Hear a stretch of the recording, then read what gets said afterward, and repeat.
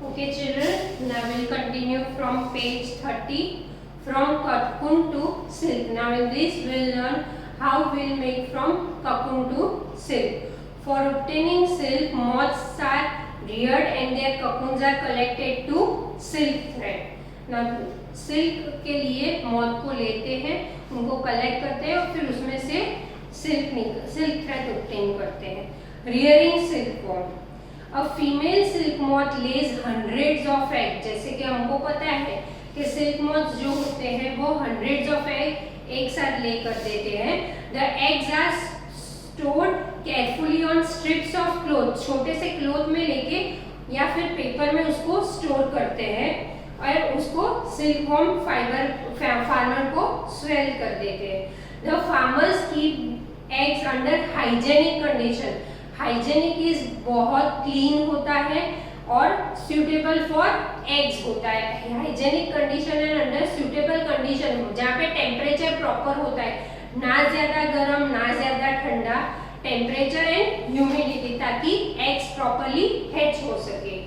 The eggs are warm to a suitable temperature for the larva to hatch from eggs. This is done when mulberry trees bear a fresh crop of leaves. Now see, you can see in figure 3.10 mulberry trees. Silkworm जो होते हैं ना बच्चों, वो उनका food only mulberry leaves ही होता है. वो सिर्फ मलबरी लीव्स खाते हैं और बड़े होते हैं.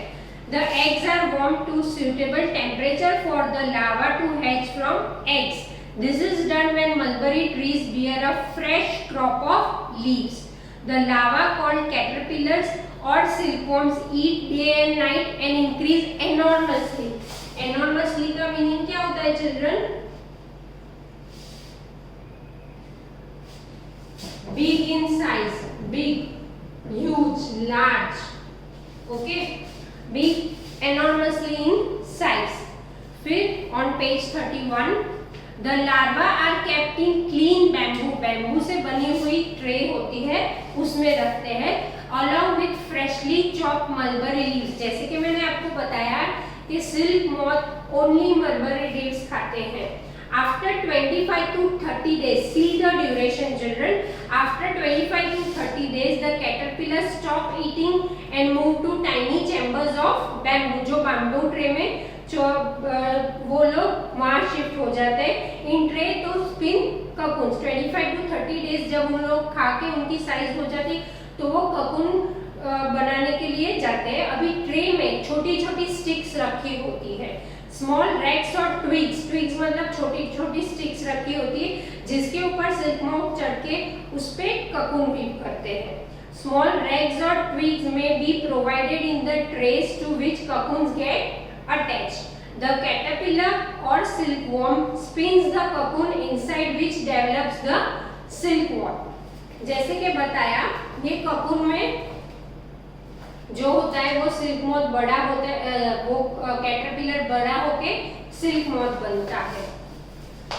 Processing silk. A pile of cocoon is used for obtaining silk fibers.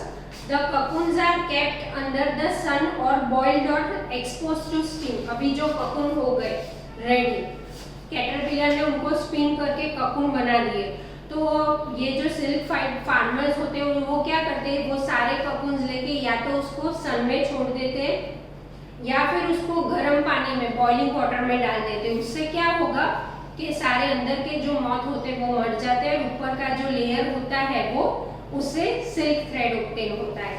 The silk fibers spread out. The process of taking out thread from cocoon for use as silk is called reeling the silk. Now reeling क्या होता है कि जैसे कि silk fibre में लिया तो उसको रोल करते हैं, जैसे कि रील पे रोल करते हैं, that is called reeling. Reeling is done in a large scale पे करना होता है, इसलिए उसको स्पेशल मशीन्स में करना होता है which unwind the threads or fibers of silk from the cocoon. Silk fibers are then spun into silk threads which are woven into silk clothes by weavers. Okay children, so you got it. You can have a look on figure 3.10. First is here, see here. female silkworm, moth which eggs, then mulberry trees, then larva, feeding on larva में से क्या बनता है, caterpillar और silkworm feeding on mulberry leaves. फिर fourth stage is cocoon. Now I will read this also children. On page 30, discovery of silk. The exact time of discovery of silk is perhaps unknown. Discovery of silk का जो exact time है वो तो किसी को नहीं पता. According to an old Chinese legend, the Empress Xing-Lung-Chi was asked by Emperor Yun-Ti to find the cause of damaged leaves of mulberry trees growing in their garden. The Empress found white worms eating up mulberry. वो जो Empress थी उसने देखा कि white worms से ना वो mulberry leaves खाते हैं. She also noticed that they were spinning shiny cocoons around them. उसने देखा कि वो shiny cocoon भी spin कर रहे हैं. Accidentally, a cocoon dropped into cup of her tree. एक cocoon उसकी, see we know that tea is always hot. तो एक cocoon गिरा तो उसमें क्या हुआ कि वो moth मर गया और उसपे shiny layer आ गया. A tangle of delicate threads separated from the cocoon. Silk industry began in China and was kept a closely guarded secret for hundreds of years. मतलब चाइना वालों ने क्या किया कि वो सीक्रेट अपने तक ही रखा. hundreds of years तक किसी को नहीं पता चलने दिया कि वो लोग ने सिल्क फाइबर ऑब्टेन किया है. Later on, traders and travelers introduced silk to other countries. The route they travel is called the Silk Route. Now I will read this points to remember. So पूरा chapter recall हो जाए बच्चों. Now, silk comes from silkworm and wool is obtained from sheep, goat and yak. Hence, silk and wool are called animal fibers. The hairs of camel, llama and alpaca also process to yield wool.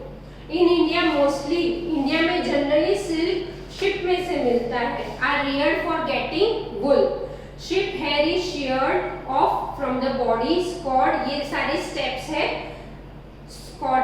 Sorted, dried, dyed, spun and woven to yield wool.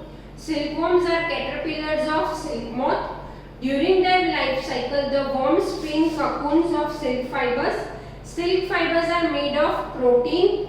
Silk fibers from cocoon are separated out and reeled into silk threads. Weavers weave silk thread into silk cloth. So here I end my chapter, children. If you have any doubt, you can ask me. Bye for now.